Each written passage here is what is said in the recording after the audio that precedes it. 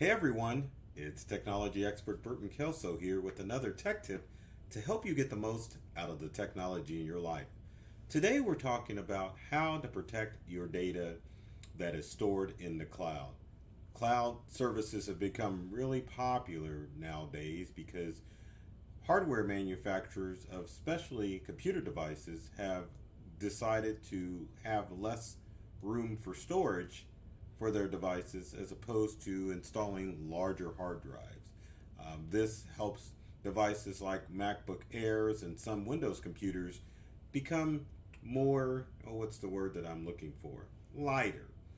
And obviously, with cloud services, with smartphones that aren't able to hold the capacity of computers, there is a market for cloud storage. And there is a danger that comes with cloud storage. One of the stories that we need to start off with is with Western Digital. Western Digital, who makes external hard drives and network accessible drives, has a recent problem with their Western Digital Live device. Western Digital is recommending people using the Western Digital Live NAS external hard drives completely remove their devices from internet connection because cyber criminals have been going through and wiping these wonderful devices remotely from the cloud.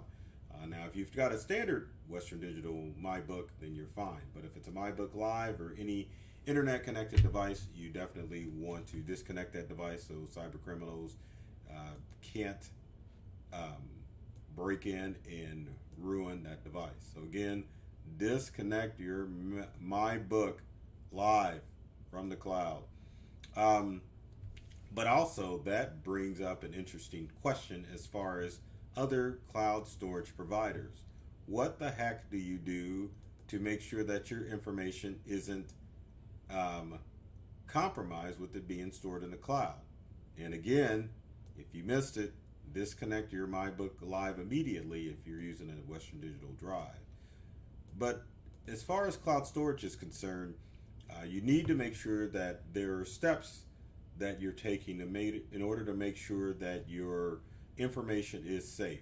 The good thing about the cloud and cloud storage systems are that you can access your files from anywhere in the world. But if something were to happen with cloud backup storages such as OneDrive, iCloud Drive, and Dropbox, then your data is completely gone. So it's in this tech guy's opinion that you definitely don't want to go with a entirely cloud-based system, that you work with something that allows you to store your files locally on a device. Now, real quick, just to kind of give you an idea, what one of the tips that you want to do as far as storing your stuff, and I don't have a slide for this, but this is a quick tip. But one of the things that you want to do is to make sure that you're storing your stuff locally as far as your cloud services are concerned. Now, if I go on a Windows computer, I can definitely see folders for Dropbox here and, of course, OneDrive here. Now, with the program installed on this Windows system, I can definitely go through the process of either clicking on Dropbox and making sure that my stuff is locally. I can add files, I can delete files. Same thing with OneDrive. I can click on OneDrive, I can add files, and they're stored in the cloud, as you can see. But what needs to happen, and what happens with most people, is that they will log on to their cloud services via the internet, and that means that that information is stored specifically on the cloud.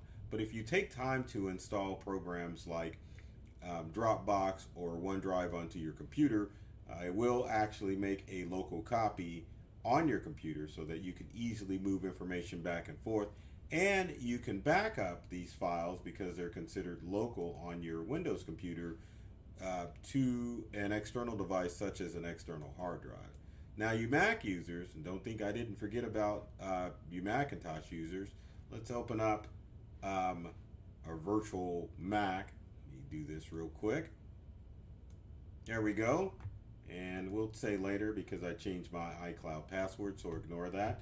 But anyway, if you go to Finder on Mac and hit go, and then let's go to computer and hard drive, you need to get that out of there. Anyway, let's move that to the side. as you can see under users, and let's go to users, and Burton Kelso, as you can see, documents on this computer are definitely stored locally on it. But what you may notice if you go to iCloud Drive on your Macintosh computer, you'll see on some computers that your folders are stored in the cloud. And this is if you've got a newer MacBook or Macintosh product. Now, the good thing is if you're short on storage, yes, cloud storage is great. But if you have a problem with iCloud, if you use a weak password, or if a cybercriminal gets access to it, then all of your information is gone, and there's nothing that you can do if they decide to wipe your device, which means there are several things that you need to do in order to make sure that your cloud data is safe. So again, one of the things that I recommend is to make sure that you have some type of large storage device, either on your smartphone, on your tablet, or even on your computer. So that way you're not reliant on the cloud as your primary storage service. You can use it as a quote-unquote backup. So if your files are wiped from the cloud, then you don't have to worry about them being wiped from your local device too. But one of the major things that you want to do, with me rambling on, is to make sure that you have some sort of backup. So tip A, or one of the tips, is to make sure you have some sort of like local backup. And probably one of the best utilities that you can use for local backup would be another cloud backup service. And what you have to remember with cloud storage is that cloud storage is essentially used just to store your information in the cloud. So the good thing about OneDrive is that if I store information in OneDrive, and let's get back to here, that means that anywhere I go in the world and I log into my OneDrive account, I can access these files. That is the sole purpose of OneDrive. Now, true, you've got backup properties in OneDrive, but at the same time, it's not really designed to be a backup system. One of the things that you can do is to install a cloud backup service, or actually use an external hard drive to back up your information if it's convenient for you. But one of the other things that you can do would be to install a cloud backup service such as Carbonite, to make sure that once your files are set up to be stored locally, that they're being stored locally, and then B, make sure that your external hard drive or your cloud backup service is backing your information up, so that if your information were to wiped off the cloud, a cloud backup service such as Carbonite or Backblaze will make sure that your information is safe in the cloud, and you get redundancy, because cloud backup services will store your information for up to 30 days, ensuring that your information will always be safe. But you do need the cloud is great as far as a storage purpose, but you definitely need to be thinking in the means of backup, because cyber criminals are starting to target any cloud service, or actually cloud storage and probably cloud backup services too, to make sure that your information is in their hands, and then that way they can delete it or even cause a ransom to occur with the situation with your files. Now, another thing that you should do is to make sure that you're not storing sensitive information in the cloud. Now, I know that kind of makes sense, but at the same time, people are like, well, aren't cloud services secure? Well, yeah, they are secure, but anything can happen with the cloud storage, especially if you're using one that isn't reputable and is not doing a good job of protecting your stuff.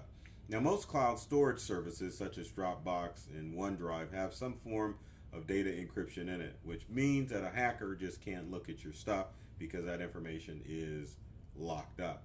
But it goes to say that with cloud storage, you definitely don't want to have sensitive information stored on the cloud, because it can be accessible by anywhere out there. So if you're storing people's social security numbers, or your social security numbers, or any other sensitive data on the cloud, you definitely want to stop that practice, because it definitely means that you can be compromised. And that even includes if you've got one of these cloud storage things, not necessarily Western Digital, but any cloud storage that can be accessible from anywhere in the world. You definitely don't want to get in the habit of not storing sensitive information there. Now, next tip would be to use strong passwords. That's like a no-brainer, right? But yeah, people still use weak passwords. That's why tech experts like myself are always saying that you need to utilize strong passwords when it comes to all of your cloud-based accounts. Remember, any cloud accessible device can be accessed by anywhere, anyone, or anywhere in the world.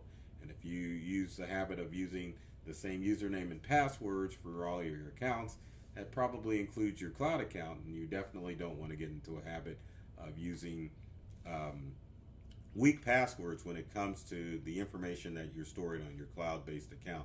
Not necessarily from the fact that it's going to prevent a hacker from deleting your data, but at the same time, you just want to make sure if you do have anything sensitive that it's protected from any cyber threats out there. Now, the next tip is to make sure that you're using multi-factor or two-step authentication for all of your cloud-based accounts. Two-step works simple.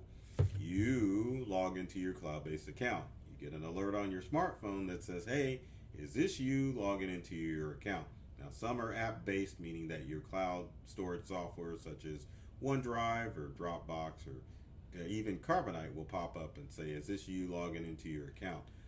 But if you acknowledge that it's you logging into the account, the two-factor authentication allows you to get into your cloud-based account. If they were a hacker and they try to get into it without the multi-factor or two-step authentication, then that means they would not be able to log into your account, and it keeps the bad guys out. So on all of your accounts, make sure that you're using some form of two-factor authentication to make sure that everyone is safe and secure. And then finally, you want to make sure that you're using the right cloud provider as far as your cloud storage service is concerned. Now, keep in mind, if you're using a smaller company for your cloud storage, you want to make sure that they are protecting your information in the way that they should be, but by performing a test to see if you can just remotely access your data from anywhere. If you are using one of these cloud-based backup services such as Western Digital device and you set it up yourself and you don't know what the heck you're doing as far as technology is concerned, then you might want to consider going with a more robust service to make sure that your files are safe and secure. The other thing is to do your research when it comes to cloud providers to make sure that you're using the service that is right for you. Many people with Apple devices will come to the conclusion that maybe they just need to stick with Apple just because they use Apple devices. It doesn't necessarily mean that you need to go with Apple as far as your backups are concerned. Maybe you need to stick with OneDrive. As you can see, I've got on this Apple here. Believe it or not, it works. Yeah, it definitely works. But you might want to consider another cloud backup solution, especially if you have storage on your computer, to go with something like Carbonite or Backblaze or any one of the services out there. And then just to kind of give you a quick overview of Carbonite, because people are probably saying, oh my gosh, what is this guy talking about? But if you're not familiar, Carbonite is a cloud backup service, and they say they have 1 million people working for them. But anyway, if you scroll down to the plans, basically boils down to $83 a month for unlimited backup of all of your information. You can get it on sale for $58.99 if you buy it now, and that's not me pimping out Carbonite. That's just me showing prices as far as Carbonite is concerned. So there you have it. So another service that you can look at is Backblaze, but again, cloud backup is definitely, cloud storage is definitely different than cloud backup, because with cloud backup, you can definitely get redundancy. And I'm trying to type in Backblaze here so that you can see the site. But cloud backup services definitely give you the redundancy that you need. So if something catastrophic happens, you can definitely restore from one of the backups that they would have on file and make sure that you get access to your information. So with that in mind, make sure that you're taking steps to keep your cloud data secure. Again, if you can possibly do it, make sure that you're storing that stuff locally. If you can't do it and you've got limited storage on your smart devices or your computer, you can make sure that you are, this thing is like hanging in a way, right? Get that out of the way. But anyway, you can make sure that if you don't have enough storage on your device, to make sure that you're securing your cloud backup services in a way, and your cloud storage services in a way where cyber criminals can't get access to it. So with that in mind, if you got comments or questions, leave them in the comment section below. We'd love to hear from you to find out how I can help you secure your cloud data. And if you've got any other tech tips or questions, leave them in the comment section below. Now, I always have to say, be sure if you like this video to share, like, follow, comment, or even subscribe by clicking the bell.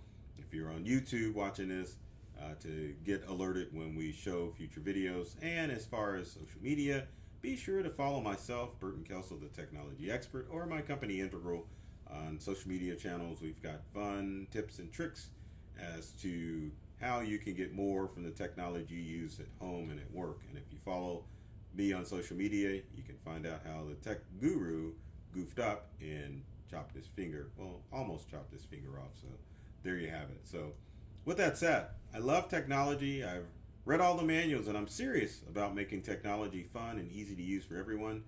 Take care of yourself and do many things to make you smile. And thanks for watching.